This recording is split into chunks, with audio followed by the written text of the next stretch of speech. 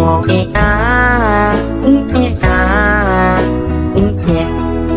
been a really, really messed up week. Some days told you, some days better. La la la, la la la. Sosok perempuan tuh pucat Nadia, seluruh bagian matanya hitam, bibirnya tebal berisi, dan sebagian wajahnya tertutup rambutnya yang ikal dan terurai. Itu adalah wajah yang sangat-sangat familiar kali bagi Rara. Hai, wassalamualaikum warahmatullahi wabarakatuh. Terima kasih sudah klik video ini.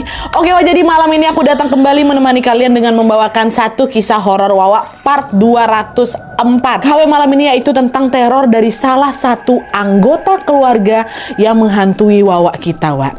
Dan sebenarnya alasan kenapa sosok ini datang meneror ini gegara sesuatu yang nggak disengaja sebenarnya, Wak. Tapi sepertinya hal itulah yang membuat si dia ini tersinggung. Nah, penasaran gimana kisahnya kan? Emang apa yang dilakukan sama si Wawa sampai si hantu ini kesinggung dan sampai-sampai menghantui anggota keluarga sendiri? Hah? Jadi tanpa berlama-lama kita langsung masuk aja ke ceritanya ya. Check it out.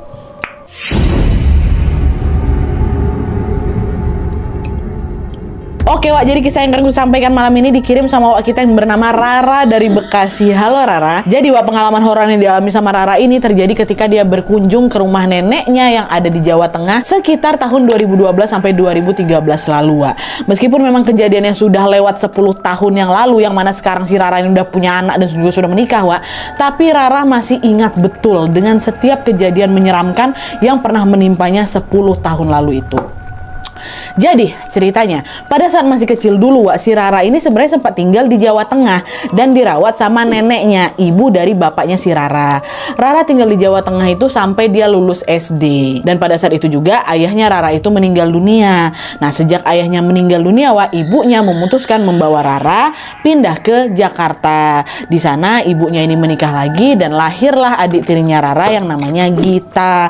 Kelahiran Gita ini pun membuat Rara merasa keluarganya semakin lengkap lagi dan juga bahagia gitu, Wak.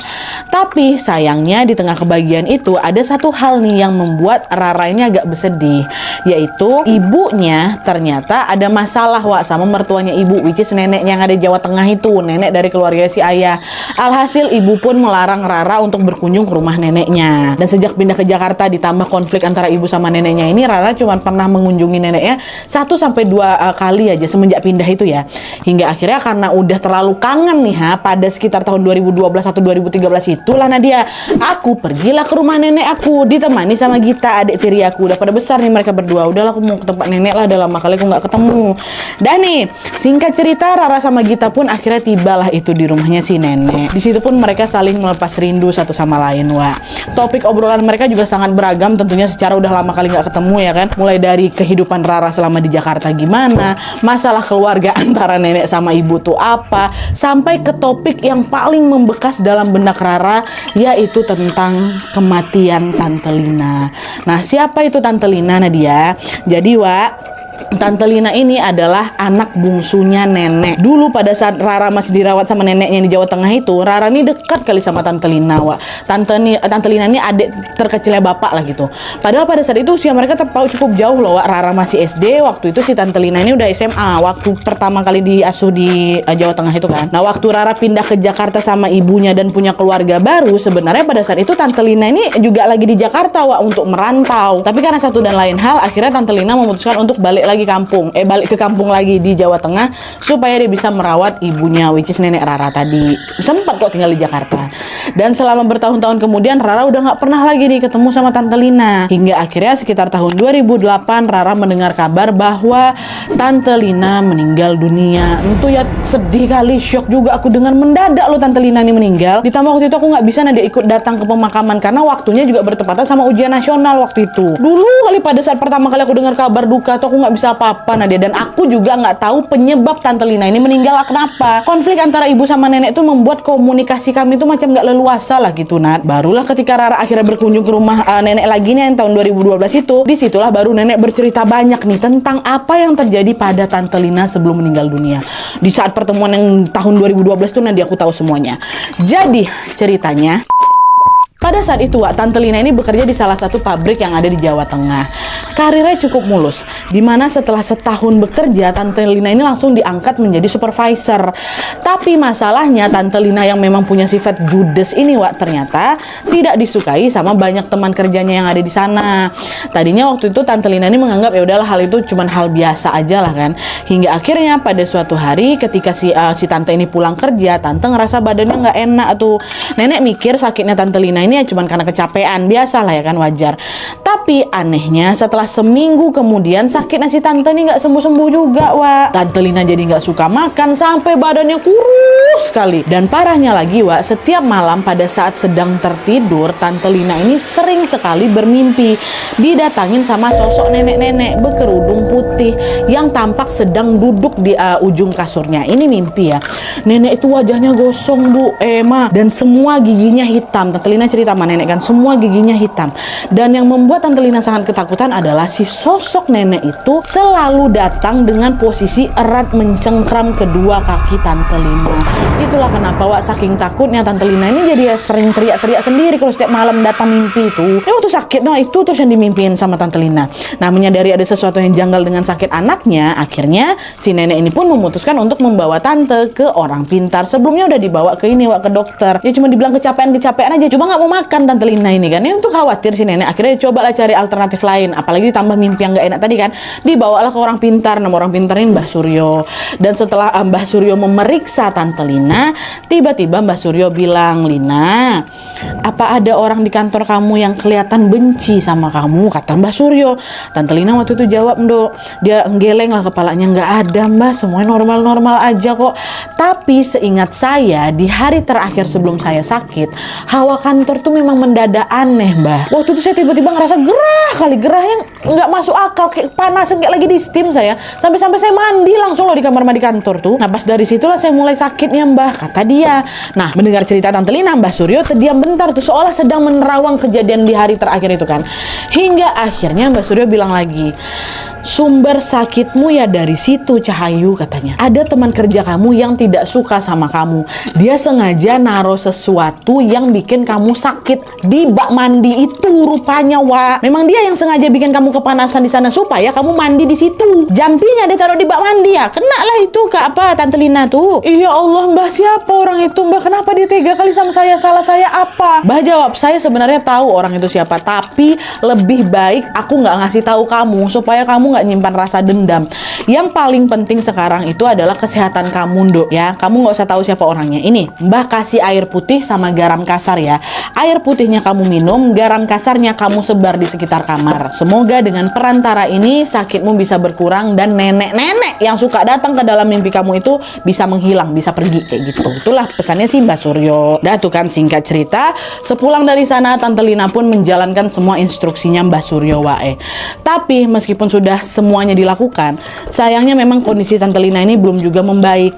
Bahkan Tante Lina yang tadinya masih kuat nih berdiri, nah dia tiba-tiba jadi lemas, cuman bisa berbaring aja. Masih sama juga Tante Lina nggak bisa makan apa-apa, sehingga harus dibantu dengan menggunakan infus. Hal itulah yang membuat tubuh Tante Lina ini semakin hari semakin kurus sekali. Dan parahnya lagi, Wak, entah kenapa badannya Tante Lina ini seolah jadi lumpuh, macam nggak bisa digerakkan, udah nggak ada tenaganya lagi tuh saking kurusnya.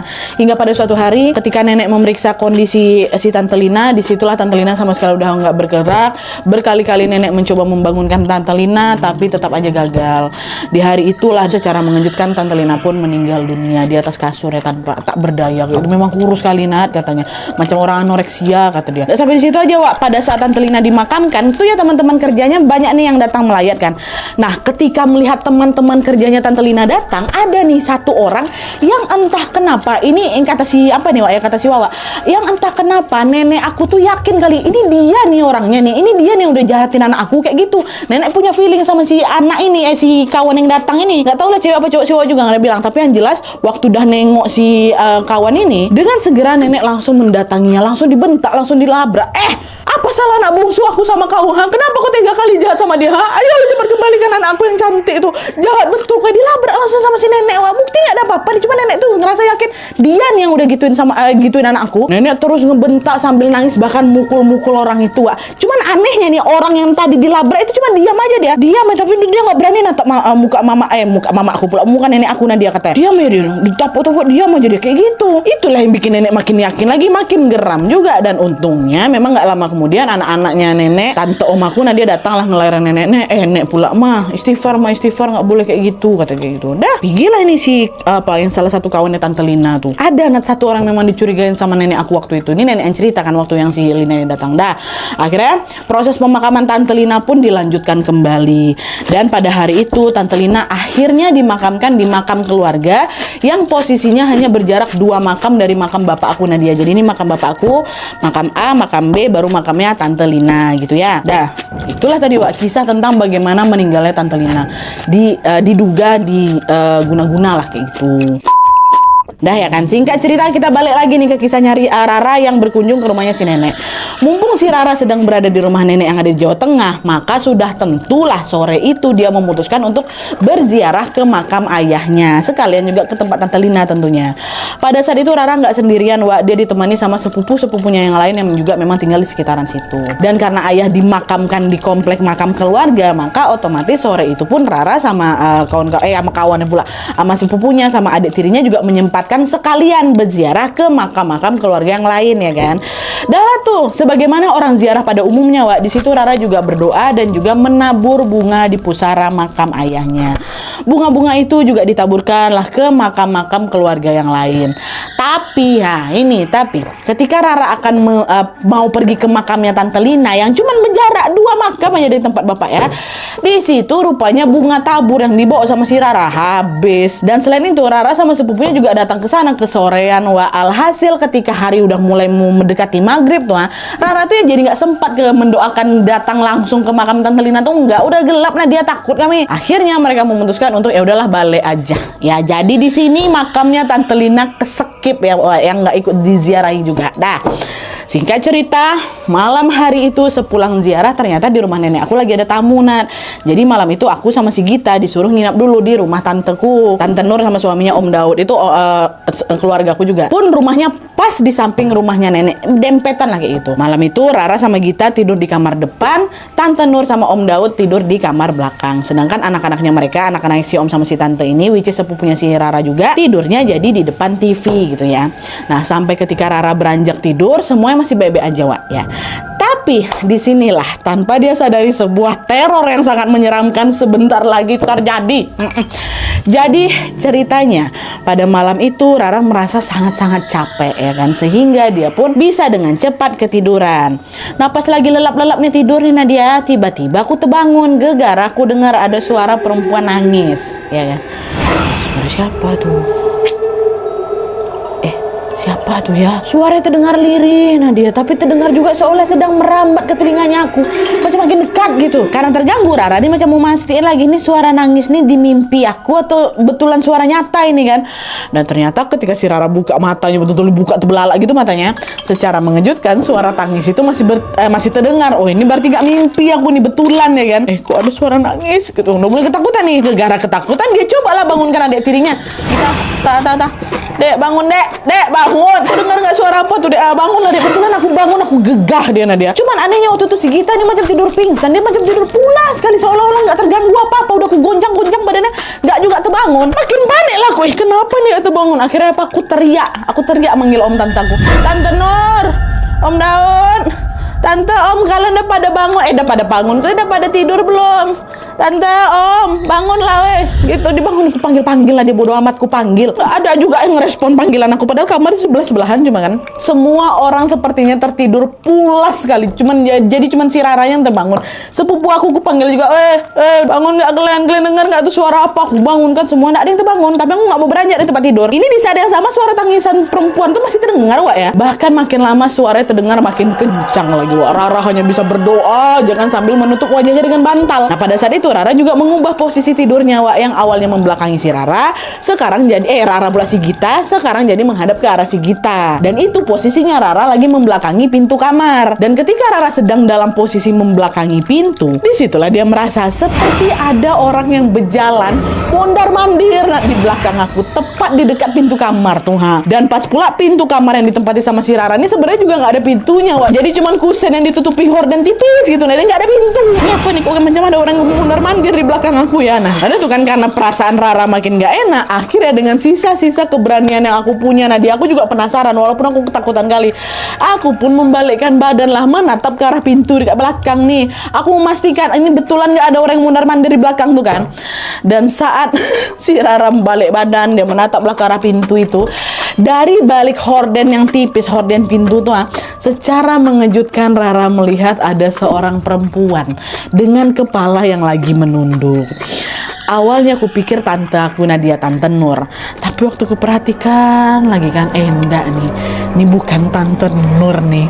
Karena perempuan yang dilihat sama si Rara itu perempuan yang berambut ikal dan dia memakai kain jarik yang dililit di kakinya sampai sepanjang betis. Aku nggak bisa nengok dengan jelas baju apa yang dia pakai Nadia, tapi yang jelasnya ketika Rara memperhatikan perempuan itu sampai ke bawah ke bagian kakinya, melayang deh, tidak napak tanah. Disitulah Rara akhirnya sadar kalau perempuan yang dilihatnya tadi bukan manusia hantu itu. Tapi nggak bisa teriak, aku udah dia nge-freeze aku. Badan si Rara kuat dan dia hanya bisa terpaku menatap perempuan yang lagi mondar-mandir. Tau masih mondar-mandir ya. Perempuan tuh nampak macam dia berjalan dari ke arah ruang tamu, terus dia berjalan lagi ke arah dapur, nanti jalan lagi dia ke depan, jalan nampak sama aku di balik horden. Dia balik lagi, tapi melayang macam dia ini lagi nyari sesuatu lah gitu. Hingga akhirnya dia tiba-tiba berhenti lagi deh, tepat di depannya pintu kamar si Rara sama si Gita. Aduh ya Allah, perlahan-lahan sosok itu membalikkan badannya. Dia membelakangi memang, dibalikannya badannya dan mengarah ke arah si Rara. Dan selain itu sosok perempuan yang sedari tadi hanya menunduk, kan tadi menunduk kan, tiba-tiba mulai diangkat di kepala. Jadilah di momen itu Rara sama si sosok perempuan tuh beradu tatap, Wak. Dan di saat yang sama suara tangisan yang didengar dari tadi, yang aku dengar dari tadi itu, nah dia muncul lagi tiba-tiba. Sama juga, Wak, suaranya lirih tapi jelas sekali, seolah lagi merambat ke telingaku. Rara pun makin ketakutan dan dia hanya bisa berdoa sambil menutup wajahnya dengan bantal. Rara berdoa semoga si sosok perempuan ini pergi ya kan. Baca doa kan, sampai akhirnya suara tangisan itu berangsur-angsur hilang, Wak. Lalu tepat setelah suara itu hilang, barulah si Rara ini berani buka bantal, buka bantal itu kan, mau nengok ke arah si perempuan berdiri itu. Dengan perasaan was-was Rara mencoba melihat ke arah pintu dan ternyata sosok itu udah nggak ada, ya kan. Belum selesai hilang kan sosok itu. Dan setelah memastikan si sosok perempuan tadi hilang, Wak, Rara balik lagi nih, membalikkan badannya ke arah si Gita dengan perasaan yang shock kali itu kan. Jadi posisinya membelakangi si pintu itu lagi. Nah, meski masih shock dengan apa yang dilihat tadi, Wak, di situ Rara ini coba untuk tidur balik lagi biar udahlah cepat pagi lah gitu. Tapi boro-boro bisa tidur, Wak, ya. Pada saat itu Rara melihat sosok si perempuan tadi memang nggak ada di sana, tapi udah ada di dalam kamar aku, Nat. Ya Allah. Dan perempuan itu merinding aku. Dan perempuan itu berdiri di ujung kasur, tepat di samping tubuhnya siapa? Itu tubuhnya si Gita atau kalian. Dan seramnya lagi sosok nih ditepuk-tepuk si Gita lagi didodoi. Gita lagi tidur ditepuk-tepuk apa saling ngepuk-puk si Gita ini, Wak. Sosok perempuan itu tersenyum menyeringai dia ke arah si Rara. Tatap-tatapan lagi aku, dan itu jaraknya lebih dekat ya. Waktu sosok itu depan pintu, Rara kan nggak bisa melihat bagaimana penampilannya dengan jelas ya kan, karena nggak terhalang sama horden tipis tuh. Tapi sekarang, Nat, di saat itu dari jarak sedekat itu aku bisa melihat jelas bagaimana wajah sosok itu. Sosok perempuan tuh pucat, Nadia. Seluruh bagian matanya hitam, bibirnya tebal berisi, dan sebagian wajahnya tertutup rambutnya yang ikal dan terurai. Itu adalah wajah yang sangat-sangat familiar kali bagi Rara, dan itu adalah wajah yang dulu sangat Rara kenal.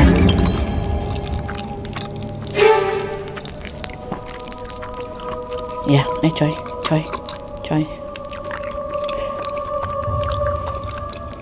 Oke, anyway, itu adalah wajah yang sangat Rara kenal, Wak. Dan sosok itu adalah tantenya yang sudah lama meninggal. Tante Lina datang. Tante Lina. Ketika Rara dan sosok Tante Lina bertatap-tatapan, Tante Lina terus menyunggingkan senyum menyeringai sambil mengucapkan sesuatu dengan tempo yang sangat cepat. Sosok itu bilang apa, Wak ya? Kamu jawab. Gitu terus dia bilang berulang-ulang, astagfirullah. Menangis lah aku di sana. Tante, maafin Rara. Lagi-lagi dia cuma bisa berdoa, semoga sih sosok Tante Lina ini menghilang ya kan. Baca doa, ya Allah gitu. Nah, untungnya beberapa saat kemudian akhirnya terdengar lah ini, Wak, suara azan dari toa masjid. Dan waktu itu menunjukkan bukan subuh, jam 3 pagi. Dan azan tadi adalah penanda masuknya waktu sholat tahajud waktu itu, Wak, di wilayah mereka ya. Dan ketika terdengar suara azan, disitulah baru tuh sosoknya Tante Lina itu tiba-tiba menghilang. Dan kepergian sosoknya meninggalkan bau amis yang sangat tajam memenuhi seisi kamar. Dan tepat di situ jugalah tangisan aku makin pecah terisak-isak. Baru aku berani nangis. Dan kali ini suara tangisan Rara pun didengarlah itu sama seisi rumah. Gita, adik yang tidur di sebelah pun ikut bangun juga. Begitu pula dengan Tante Nur, Om Daud dan juga sepupu-sepupu Rara yang lain ikutan terbangun gara panik dengar si Rara ini menangis. Dan pada saat mereka semua masuk ke dalam kamar, di situ mereka juga mencium bau amis yang sangat menyengat. Langsunglah Tante Sinur bilang kayak gini, Tante Nur bilang gini, bau apa ini? Rara, kamu kenapa nak? Kenapa kamu nangis? Ibu apa nih ya Pak? Katanya. Rara yang masih shock waktu itu cuma bisa nangis aja, nggak bisa dijawab apapun, Wak. Tante Nur dengan sigap pun langsung memeluk Rara untuk menenangkannya. Dan di saat yang bersamaan Om Daud pergi dia ke dapur, diambilnya segelas air putih, didoakannya air putih itu, dia bilang, Rara, ini airnya diminum, sisakan sedikit baru kau usap lagi di wajahmu, kata si Om Daud. Dan selain itu sepupunya Rara, anaknya Om Daud sama Tante Nur tadi juga tampak menyebarkan garam kasar langsung di sekitar tempat tidurnya si Rara. Dan setelah Rara udah agak lebih tenang ini ya kan, Tante Nur pun dengan lembut langsung berkata, sudah, jangan takut ya, sekarang lebih baik kita sholat tahajud bareng-bareng aja ya di ruang tengah, katanya. Rara pun mengiyakan ajakan itu, tapi gegar aku masih syok kali ini, aku kayak aduh aku nggak sanggup kayak gitu kan. Alhasil si Rara ini cuman berwudu, dia tetap pakai mukena, habis itu dia nggak sholat, Wak. Dia duduk gitu meringkuk di pojokan. Jadi si Rara nggak ikut sholat, Wak ya. Nah dah, Rara duduk lah itu sambil nengok Tante Nur, Om Daud dan sepupu-sepupu lainnya sama adiknya sholat tahajud. Nah ketika mereka sudah mulai sholat, Wak, tiba-tiba terdengar lagi ada suara perempuan ketawa, tapi ini bukan nangis, ketawa melengking dari dalam rumah tuh. Dan ternyata suara itu nggak aku aja yang denger, dia ini yang pada sholat juga dengar. Menangis lagi lah si Rara kan. Nah waktu menangis itu Tante Nur yang lagi sholat dibatalkannya sholatnya dengan sigap. Tante Nur langsung hampir si Rara, dipeluknya si Rara lagi, takut lagi kan. Udah nak, tenang, istighfar. Om Daud sama sepupu yang lain tetap lanjut sholat tuh, cuma Tante Nur yang batalin sholat tahajudnya. Yang ada Om Daud sama mereka waktu sholat tuh mereka makin mengencangkan suara bacaan surat-surat Al-Quran tuh. Saat itu Rara masih terus menangis sambil memeluk erat Tante Nur. Dan di saat yang sama Tante Nur ternyata lagi megang sapu lidi, Wak, dikibas-kibaskan ke sekitar si Rara kan. Nampak tuh Nadia sot katanya. Dan tidak lama kemudian datang nenek, Wak, nenek yang di sebelahnya. Nenek kan tinggal sebelahan rumah kan. Nenek datang, gegara ternyata nenek juga dengar suara ketawa tuh. Nenek datang tiba-tiba sambil bawa sapu lidi. Nenek juga ngibas-ngibas, dikibas-kibas. Terus nenek bilang apa? Sudah. Pulang yo Cah Ayu, pulang yo Nduk. Jangan ganggu, ayo pulanglah ke alammu, kata nenek kayak gitu. Seiring dengan kedatangannya si nenek, Wak, suara ketawa perempuan itu pun perlahan-lahan berubah jadi apa? Jadi suara tangisan. Aduh, merinding aku. Dan tidak lama kemudian baru suara tuh menghilang. Udah si Rara mulai ditenangin lagi, dibawa ke kamar, didoain lah kayak gitu kan sampai Rara ini tertidur. Nah, pada saat hari sudah mulai siang, di situ nenek akhirnya cerita juga lah ke mereka semua kalau ternyata malam tuh nenek juga dengar, Wak, suara perempuan nangis. Sebelum nenek keluar ya, nenek dengar tuh suara nangis tuh. Nenek tahu kalau itu Tante Lina, tapi nenek tidak menyangka kalau Tante Lina bakal ganggu si Rara. Ternyata keluarga tuh udah biasa, Wak, dengar suara orang menangis setelah Tante Lina ini meninggal. Barulah waktu si nenek ini dengar Tante Lina ketawa tuh ada di dalam rumah Tante Nur waktu mereka lagi sholat, which is kan, disitulah nenek ini tahu bahwa ini pasti ada sesuatu nggak beres di sebelah nih. Dan setelah mengatakan hal itu, neneknya akhirnya nanya lagi sama si Rara, kok bisa Tante Lina datang ke kamu, Ndo? Emangnya kamu habis bikin apa gitu? Dengan lirih Rara pun bilang, Nek, kayaknya gara-gara inilah, Nek. Kemarin Rara ziarah ke makamnya ayah, ke makam keluarga yang lain juga, tapi Rara nggak sempet datang ke makamnya Tante Lina. Selain bunga tabur tuh habis, Nek, hari juga udah keburu sore. Memang nggak sempat Rara kesana gitu. Apa mungkin Tante Lina jadi marah gara-gara itu ya, katanya. Oh alah, pantes, Nduk. Mungkin tante kamu nih kesel karena kamu nggak nengokin dia. Sejak Tante Lina meninggal, kamu kan memang belum pernah juga datang ke sana kan. Sekalinya kamu datang ke situ, malah kamu nggak mampir ke makamnya. Apalagi kalian dulu dekat, Tondo. Udahlah, nanti kamu ziarah lagi ke sana, kamu kamu tengoklah makam tantemu itu ya, kata si nenek. Nah karena kejadian ini, hari itu juga aku balik lagi ke makamnya nenek. Nah dia ditemenin sama Tante Nur sama Om Daud. Makamnya nenek pula, makam Tante Lina. Dan kali itu Rara khusus ziarah ke makamnya Tante Lina aja, Wak. Dah sampai di situ Rara langsung menangis, langsung pecah nangis. Tante maafin Rara ya. Waktu Tante sakit Rara nggak jenguk. Bahkan waktu Tante meninggal Rara juga nggak bisa datang.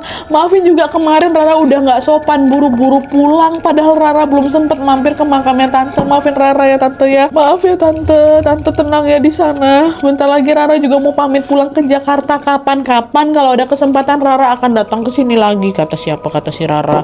Sedih juga lah ya. Udah lah tuh kan, setelah berziarah malam itu juga Rara dan Gita adiknya memutuskan untuk langsung balik ke Jakarta. Di sepanjang perjalanan itu mereka juga dibekali air minum yang memang sudah didoakan supaya tidak diganggu lagi sama sosok Tante Lina ini, Wak.